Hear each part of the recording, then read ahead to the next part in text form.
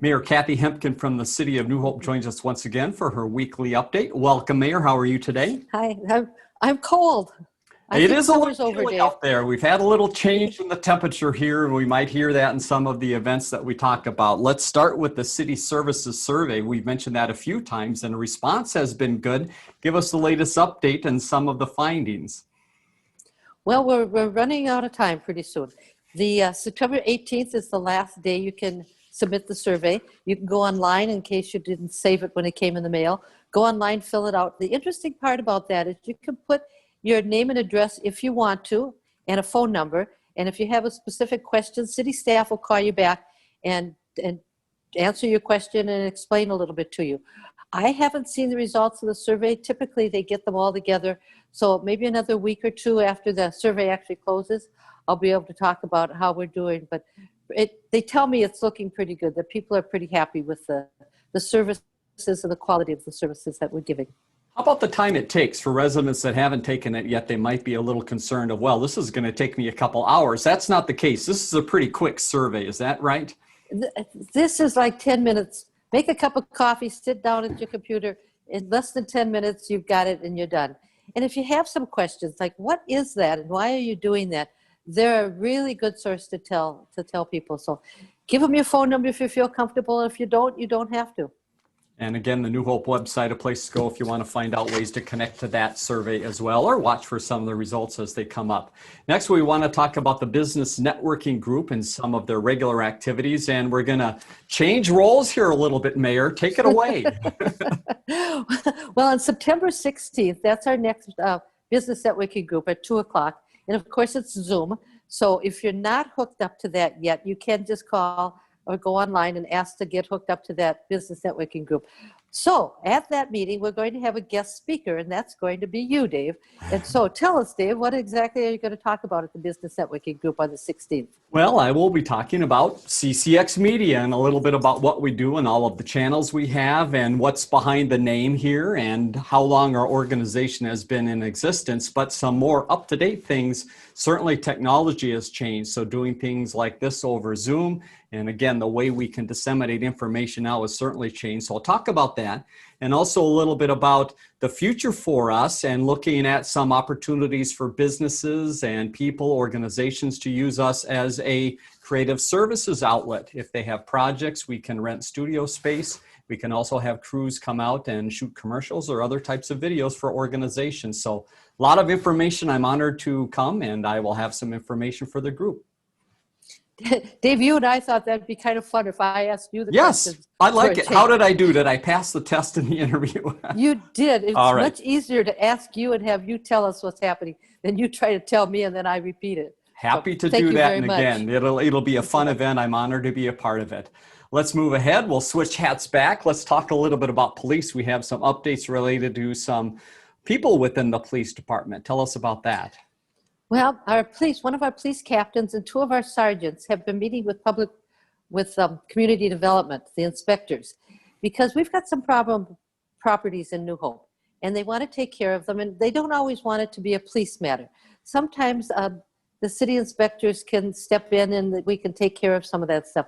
So the three of them met with some neighbors on 62nd, and the police chief and I were there also, just to talk about a problem property that's there and what we can do to help the neighbors and just where they have an outlet to call. Because when all of a sudden police show up at a property next door, it's pretty scary. Mm-hmm. And so we want everyone to know that they really can call. Of course, 911 is the best place to call. But if you just have some questions, you can always call just the regular number for the police department. So we've got these two sergeants and a captain working on this with our inspectors, and I think that's pretty exciting. Yes, good information to know. Let's move ahead to the utility bill process. We've been talking about the certification of some of the outstanding bills. Give us an update on that if you could, Mayor. Well, it started at $407,000. This is bills that this year that people haven't paid. And if they don't pay, we can actually put that on their taxes, because that's why we certify it, put it on their taxes, and they will sooner or later pay. The problem with not paying is we order water from Minneapolis, and of course we pay for that, and then we dole it out to people and bill them accordingly.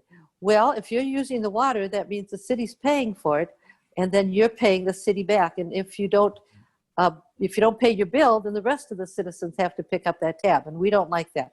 So as of the 2nd of September, it's down to $275,000. So we've collected $128,000 of those bills. It'll get down further, and then there'll come a time when we just simply put it on the taxes. And that is a normal process, as I understand it, every year for the city. This normally happens, and it's about that $200,000 amount. Is that correct? Yes. Yep. Okay. All right. Very good. We will keep you updated on that. Let's talk a little bit about a glamorous topic, sewer lining, but this is high tech as well. Tell us about sewer lining and how we can check this out. Well, I think it's actually kind of fun. Before they go in looking at the sanitary sewers, they put a camera down there, and they can look at, I think the sewers are empty, by the way, when they put the camera down, not sure. They put a camera down there, and they can see where the leaks are and where they're having some infiltration of water into that sanitary sewer, or some leaking of the sanitary sewer. Once that's done, rather than rip up the whole street and put new pipes in, they're trying something called lining. And so it's like, you think of a sausage and how they have the casing and they stuff the stuff in the sausage and it kind of goes backwards. Well, that's what they do with the sewer lining. And it gives us a few extra years on that. Well, when we went out for quotes on the sewer lining this time, they came in much less than we thought. So we're doing more sewer lining than we had anticipated. It all needs to be done, and it's really a good, inexpensive way compared to tearing up the whole street. Nothing's inexpensive, by the way, but it's better than tearing up the whole street. And we actually get charged when there's leaking in that sewer line. We actually, as a city, get charged for that. And so we're trying to get as much of that fixed as we possibly can. So now you know, residents, if you see those public works trucks out, sewer trucks out in the neighborhood, They may be doing some lining, and if they have a camera, that is what they're up to. Let's move over to Park and Rec. Mayor, tell us a little bit about some of the fun things going on through Park and Rec. Well, the golf sampler is coming up this week. That's the disc golf, the foot golf, and regular golf. And I think that's going to be really kind of fun to see that. It's being sponsored by Hennepin County, which is kind of fun. The other thing that's happening is, and I've got to read this. Oh, we're combining with Crystal to do at Becker Park to do a get out and play. It's a tennis thing that's happening over at Becker Park. And those two cities combine their services very often so that we can get a better turnout and provide a better program. So that's going to be fun too. And that'll be on the 12th of September. All right. And the city's website, again, a place you can go to find out more details about that. Let's talk about a recent story in the news media related to public works. You wanted to pass along a little more information and tell us about the process of where this is.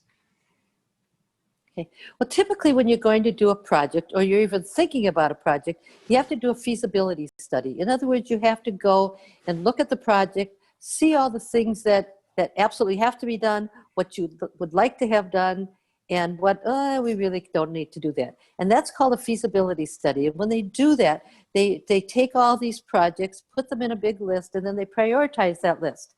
And they put a number onto that.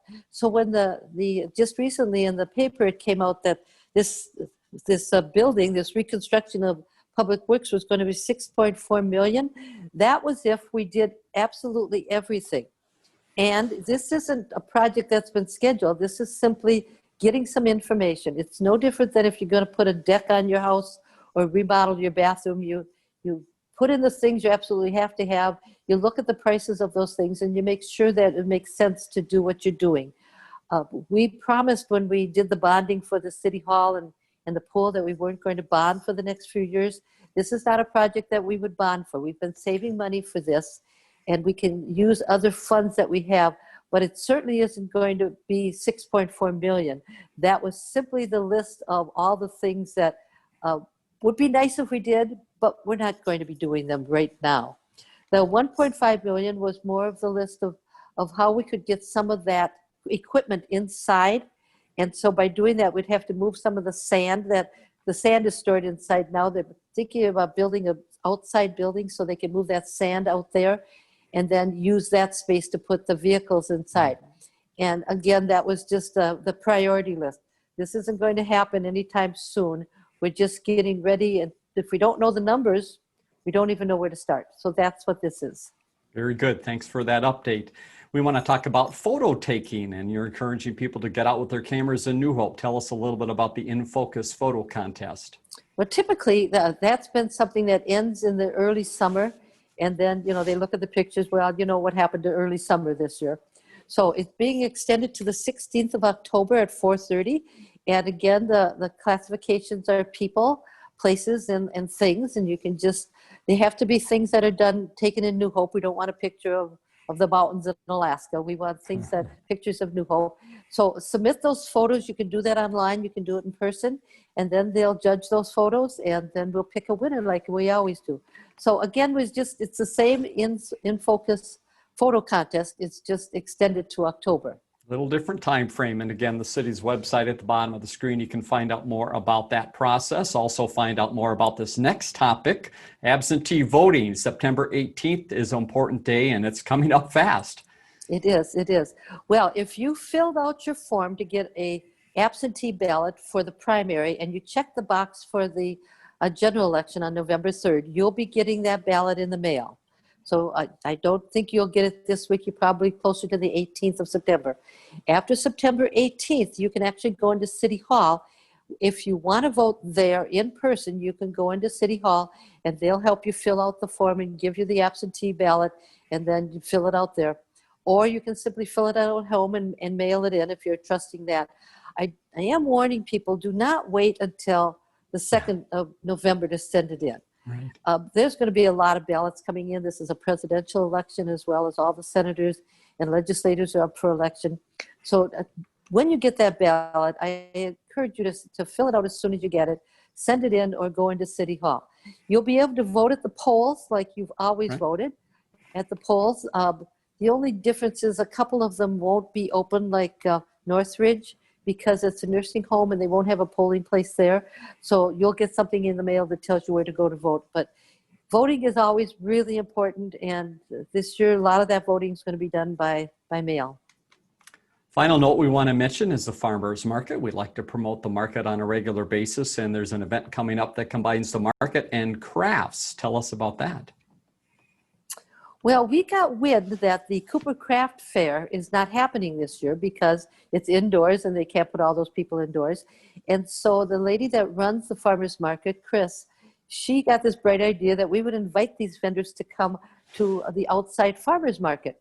So on the 19th of September, the 26th of September, and October 3rd, that's the last day of the market, on those 3 Saturdays, not only will we have vegetables that are still being produced, but we'll have these crafters. So we're looking at 20 to 30 craft booths that'll be there, more if they sign up. And it's free, of course. And you just come. We'll be asking everybody to wear a mask because we want to keep it safe. But you'll be able to buy the same crafts that you would have gotten at the Cooper Craft Fair. And again, location of that market is very easy to find right out in front of City Hall, correct? Yes. Parking's going to be just a little bit remote. There's a big parking lot back by the new pool. You can park back there. Right. And you can always park at Hy-Vee if there's any spaces there. But we'll have plenty of parking at the area itself. Very good. All right. And more information about that on the city's website. You see at the bottom of the screen, newhopemn.gov. Mayor, thank you once again for your time today. Appreciate the update, and we'll look forward to talk to you again next week. Thank you, Dave. See you then. Learn more about The Connection at ccxmedia.org and follow us on social media.